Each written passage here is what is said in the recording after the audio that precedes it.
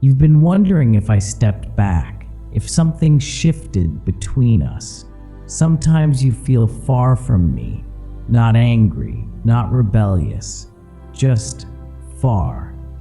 Like there is space where warmth used to be.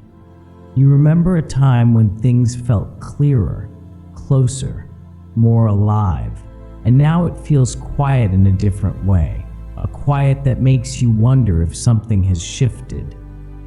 You try to measure it, you replay moments, you ask yourself when it changed. Was it something you said, something you stopped doing, something you forgot? The distance feels subtle, but it weighs on you. You move through your day carrying it, that faint ache, that low hum of uncertainty. You do not talk about it much. It feels too fragile to explain, too hard to name. It is not dramatic. It is not loud. It is just there. And sometimes at night, when everything slows down, the space feels wider.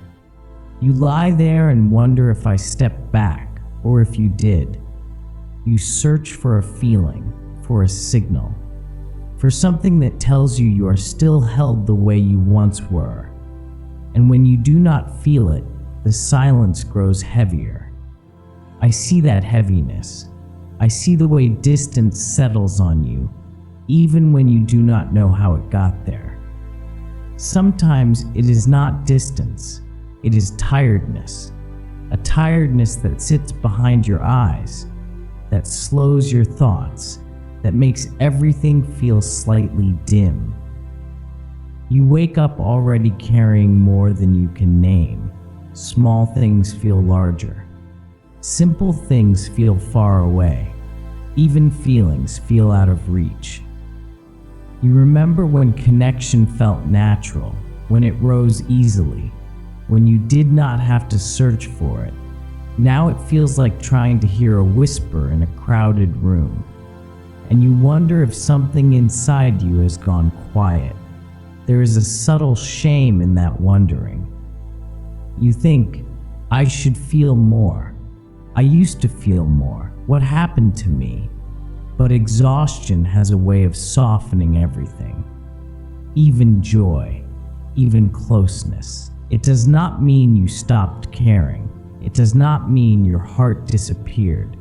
It just means you are worn from holding yourself together, worn from being steady when no one saw, worn from trying to stay hopeful in small, unseen ways. When you are this tired, connection does not sparkle. It barely glows, and that faintness can feel like loss. But I see how hard you have been trying just to keep going. I see the effort beneath your quiet. Closeness does not always feel the way you expect it to. Sometimes you're looking for warmth, for a rush, for something unmistakable. And when it does not arrive, you assume nothing is there. But nearness is often quieter than that. It rests in the background. It does not compete for attention. It does not insist on being felt. You pass through moments every day that seem ordinary, standing at the sink, sitting in your car, staring at a screen that blurs slightly because your mind drifts somewhere else. You call those moments empty. I do not. There are small pauses you barely notice, a breath that deepens without you trying, a second where your shoulders lower, a flicker of relief that comes and goes. You think they are random. They are not loud enough to qualify as comfort in your mind, so you overlook them. You are trained to look for something dramatic, something undeniable. But my nearness is often woven into the plainness. It does not always feel like being lifted. Sometimes it feels like being quietly accompanied, so subtle you mistake it for nothing at all. And still, it remains. There are moments when your mind finally slows, not because everything is solved, but because you run out of energy to keep rehearsing it all. In those brief spaces between one thought and the next, there is a softness. You do not always notice it. Your mind is used to noise, to planning, to replaying, to bracing. So when a small gap appears, you rush to fill it. Another worry, another memory, another what if. But sometimes for a breath or two, there is simply space. No conclusions, no fixing, no striving, just a quiet pause. You might feel it in the shower, or in the car at a red light, or lying in the dark before sleep finally comes. A subtle easing, not joy, not clarity, just less pressure. You might think that pause is emptiness. It is not empty. It is gentle. It is the kind of quiet that does not demand anything from you. No performance, no explanation, no effort to prove you are still worthy of being close. In that small space where you are not trying so hard, you are not alone. Even when your thoughts return, even when the noise rises again, those spaces still exist. They are not dramatic, but they are real. You think nearness belongs to your best moments, to clarity, to gratitude, to days when your heart feels open. But what about the other days? The distracted ones, the impatient ones, the ones where you scroll longer than you meant to. The days when doubt slips in quietly, when you question things you used to hold without effort.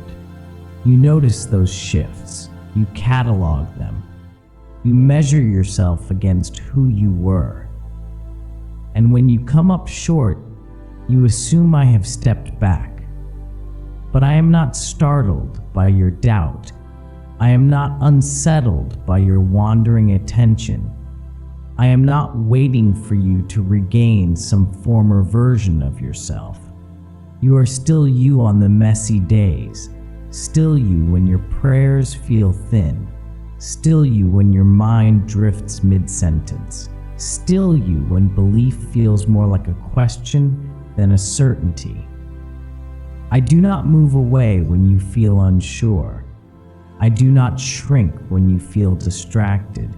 Even in the most ordinary hour, when nothing feels meaningful, when nothing feels spiritual, when nothing feels connected, I am not absent.